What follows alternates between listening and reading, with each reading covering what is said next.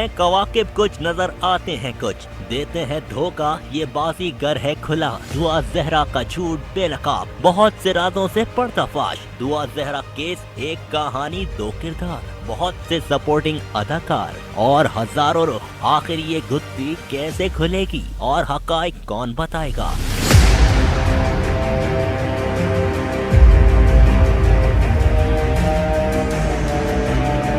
क्या राज है और जो आया है क्या वही हकीकत है? सवालात बहुत से मगर जवाब। दुआ जहरा केस में नया मोड़। नादरा रिकॉर्ड के मुताबिक दुआ जहरा 14 साल की है।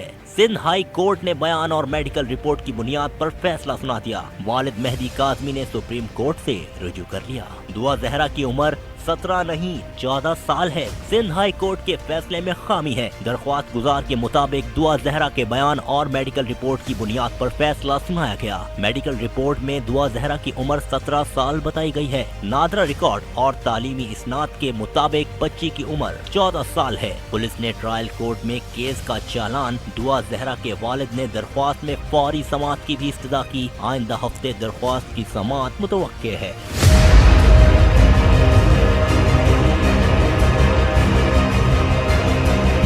सिंध हाई कोर्ट ने दुआ जहरा को अपनी मर्जी से फैसला करने का हुक्म दिया था। दुआ जहीर, दुआ की मां और बाप। अब इस कहानी का नया किरदार जुनहरा।